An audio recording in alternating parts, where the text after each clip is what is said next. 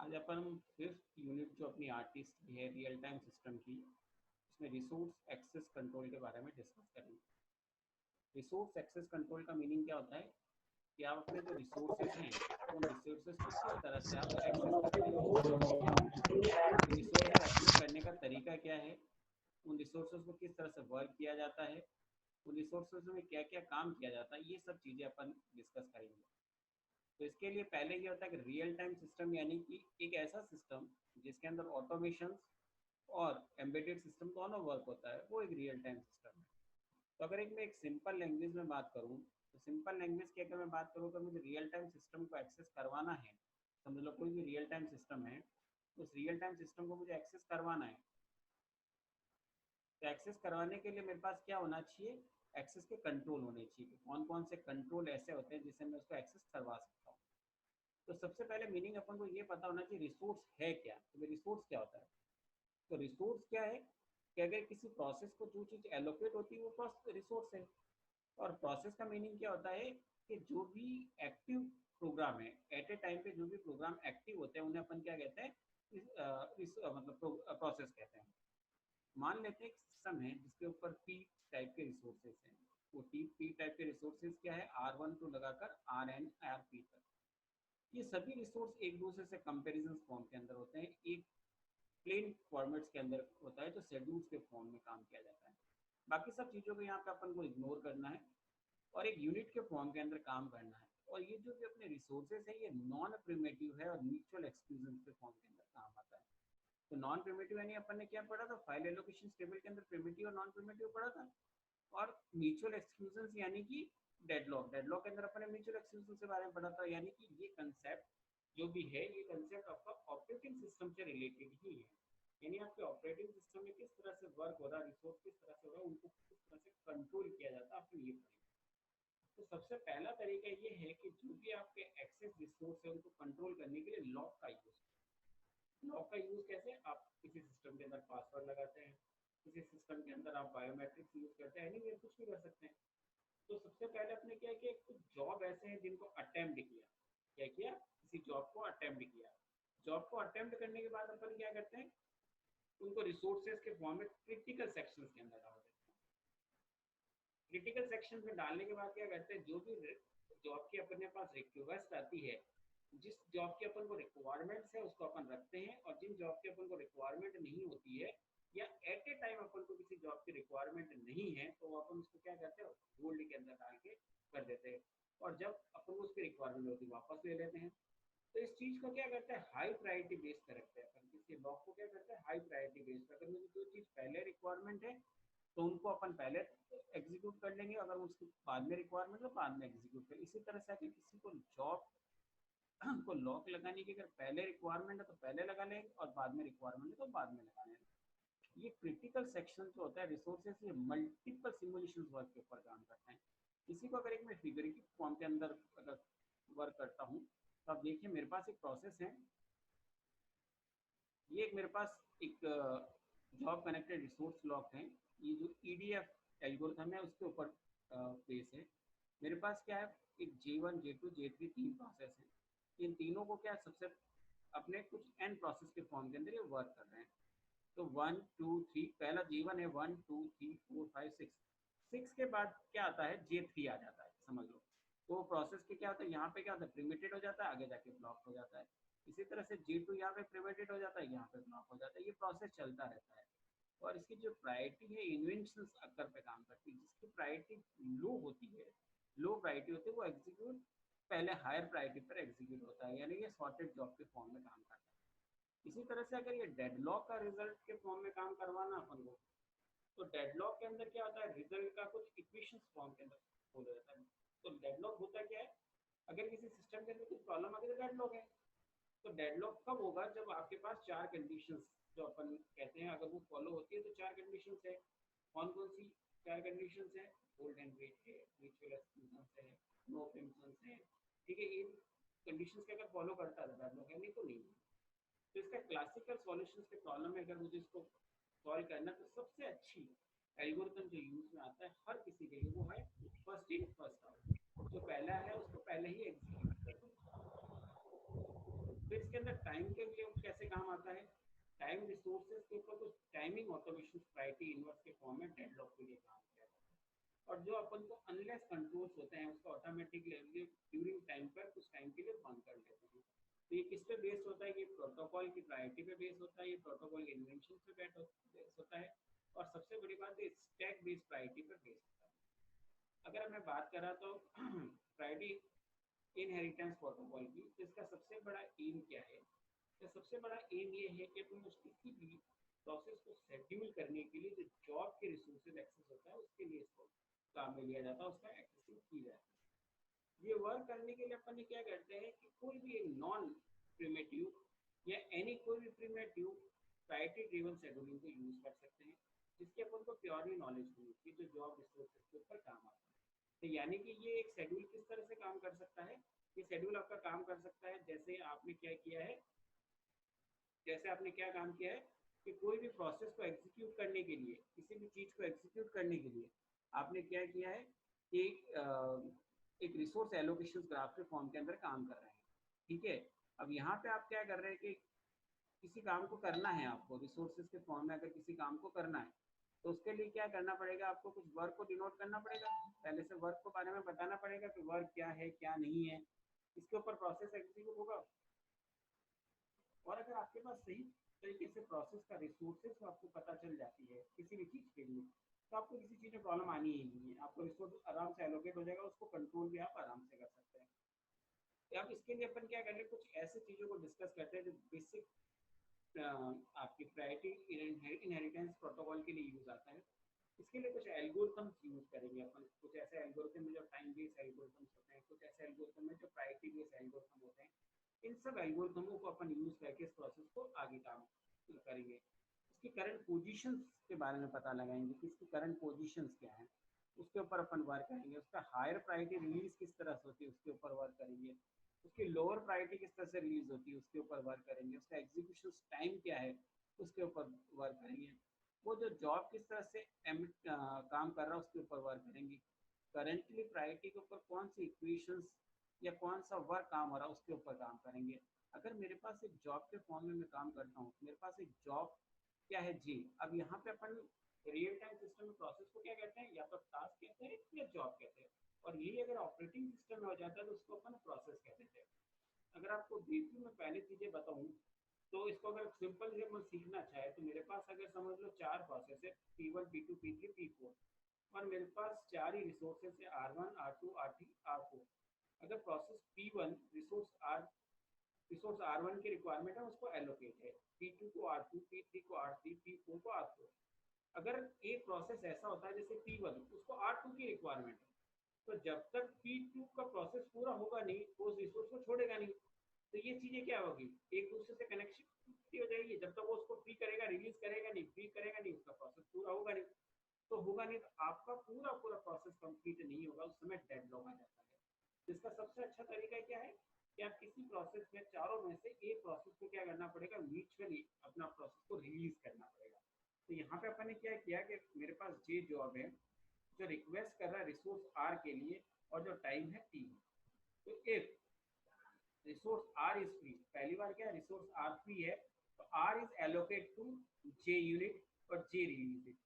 क्या होगा कि सबसे पहले बार जब काम स्टार्ट हो रहा है उस समय रिसोर्स फ्री है, तो रिसोर्स फ्री है तो पहला जो है उसको वो एलोकेट हो जाएगा और अपना काम कंप्लीट करने के बाद उसको रिलीज कर देगा। इफ सेकंड में if R is not free, second time में क्या आर फ्री नहीं है, जब आर फ्री नहीं है तो क्या होगा, जब आज फ्री नहीं होगा तो क्या होगा, तो रिक्वेस्ट क्या हो जाएगी, डिनाइड हो जाएगी और आपका जो जॉब या प्रोसेस है वो क्या हो जाएगा, ब्लॉक हो जाएगा।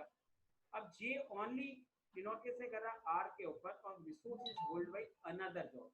अब आपका दूसरा रिसोर्स किसी क्या है, किसी और जॉब को डिनोट किया जाता है, किसी और जॉब को रिलीज रिसोर्स एलोकेट हो जाता है।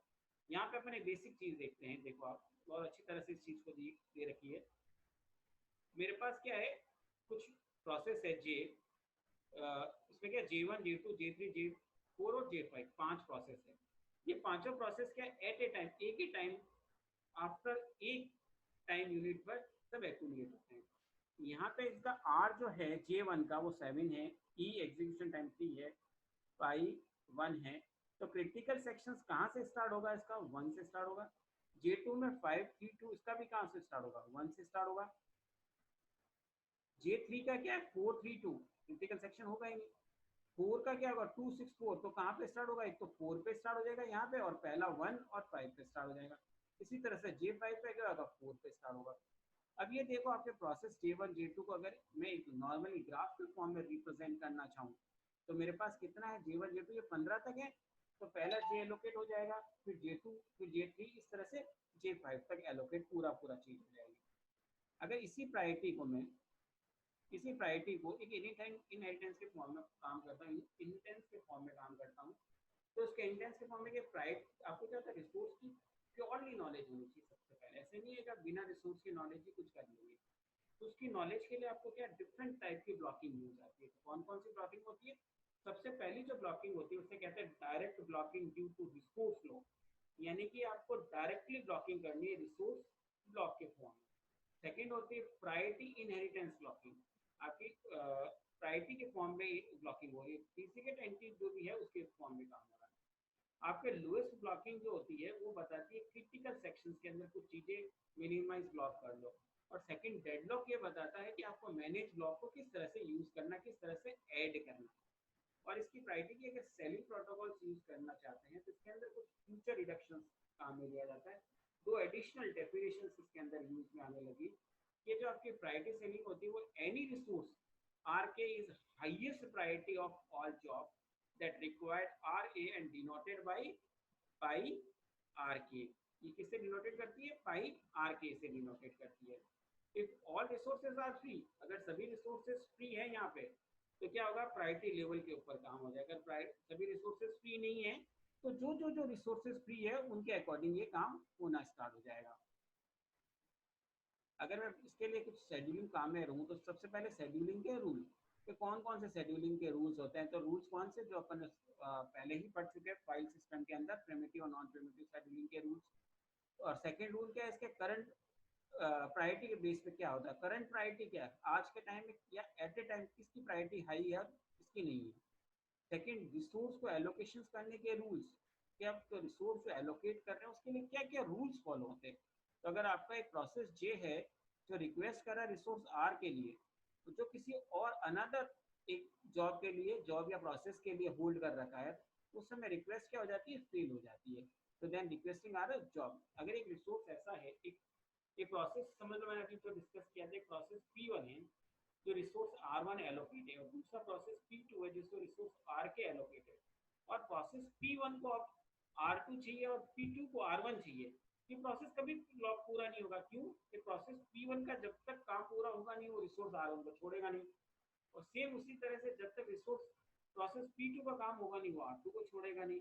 तो ये क्या हो जाएगा, एक फेलिंग स्टेट के ऊपर चली जाएगी और आपका पूरा प्रोसेस क्या हो जाएगा, ब्लॉक हो जाएगा। अगर अपन कह सकते हैं तो ये एक वेट क्यू के अंदर चला जाएगा।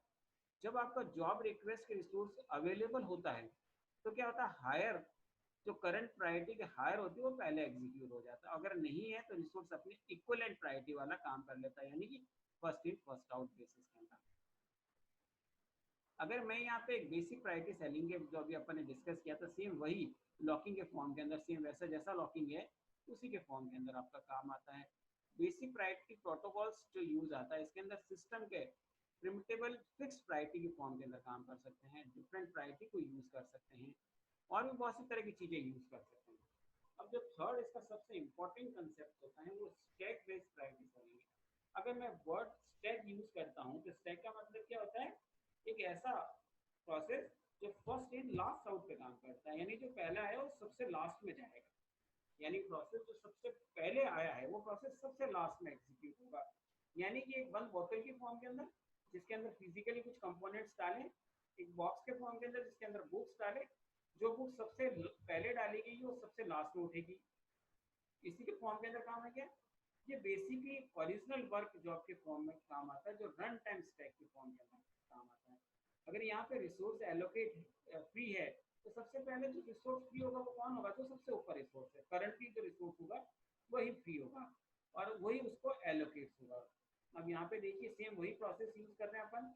उन प्रोसेस के अंदर फर्क क्या आ गया कि यहाँ पे जो ब्लॉकिंग आ रही थी वो स्टैक फॉर्म के अंदर ब्लॉकिंग आ रही है। ये देखिए आप यहाँ पे जो है स्टैक फॉर्म के अंदर ब्लॉकिंग आने लगी, और यहाँ पे कॉन्टेक्स्ट स्विचिंग रिड्यूस होने लगी compare to basic priority. Context switching है जो बेसिक प्रायोरिटी से क्या हो गई, रिड्यूस हो गई, और आपकी सेलिंग प्रोटोकॉल्स के अंदर जॉब फिनिश करने से पहले ही सब कुछ काम खत्म हो जाता है और स्टार्ट हो जाता है।